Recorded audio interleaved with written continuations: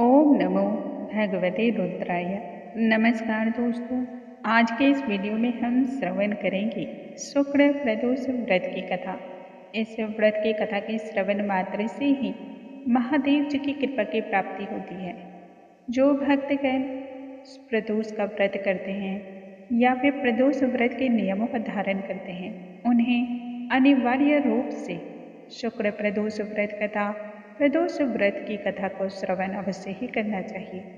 किसी भी व्रत की पूर्णता तब तक नहीं होती है जब तक उसकी महात्म्य को ना श्रवण किया जाए या उसकी कथा का श्रवण ना किया जाए।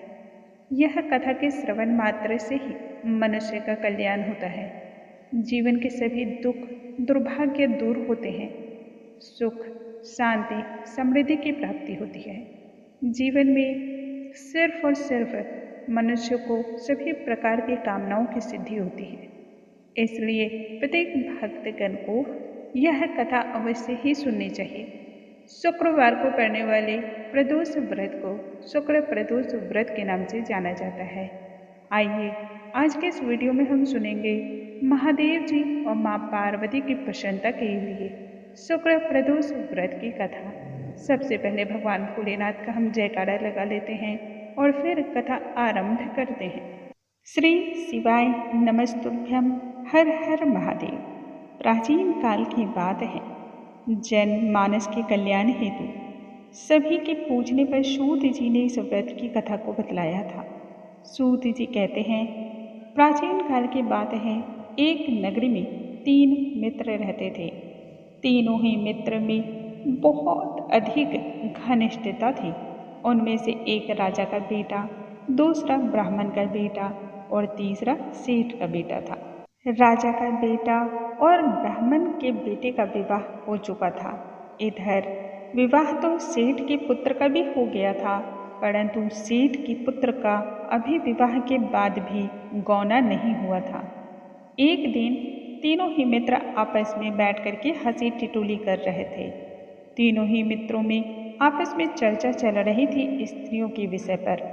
बातों ही बातों में ब्राह्मण के पुत्र ने नारियों की भूरी भूरी प्रशंसा करते हुए कहा, जिस घर में नारी ना हो वह घर भूतों का डेरा होता है। यह बात सेठ के पुत्र के मन में जा बैठी। सेठ के पुत्र ने जैसे ही यह वचन सुना, अपने मन में तुरंत ही पत्नी को लाने का निश्चय कर लिया। सेठ का पुत्र जब अपने घर गया तब अपने माता पिता को अपने निश्चय के बारे में बतलाया। इस पर माता पिता ने बेटे से कहा, बेटा, शुक्र देवता अभी डूबे हुए हैं। इन दिनों में बहु बेटियों को उनके घर से विदा करा के लाना अति ही अशुभ प्रभाव को देता है।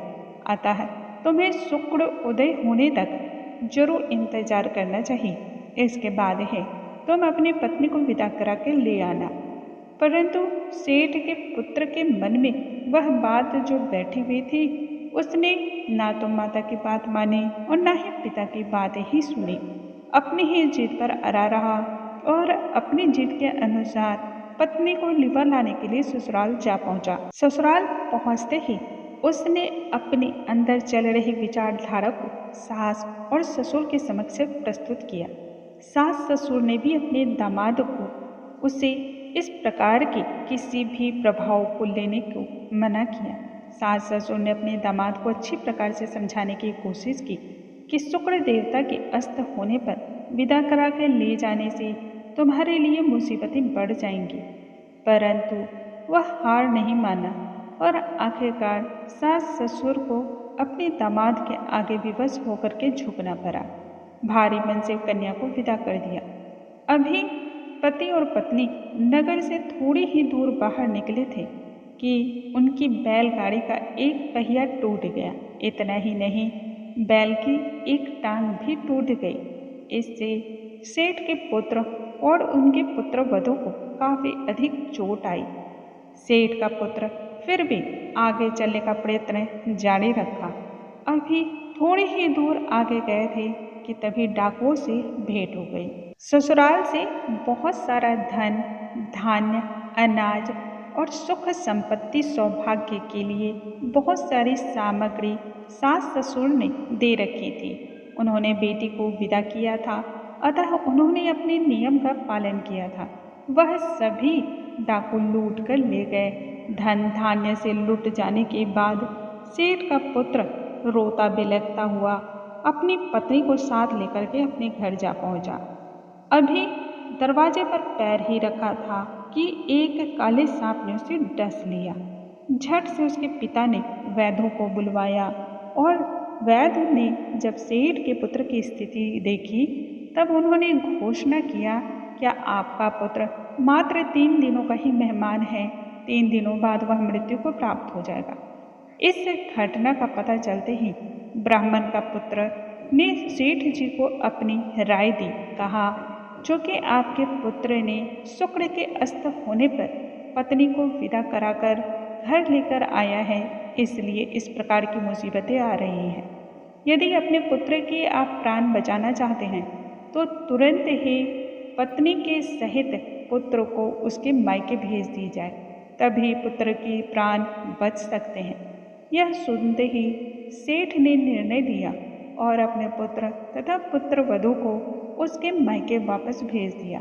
मायके जाते ही धीरे धीरे सेठ के पुत्र की स्थिति में सुधार होने लगी। कुछ समय के बाद सेठ का पुत्र पूर्ण तरीके से स्वस्थ हो गया। फिर जब शुक्र उदय हुआ तब अपनी पत्नी को विदा करा करके फिर अपने घर लेकर आया।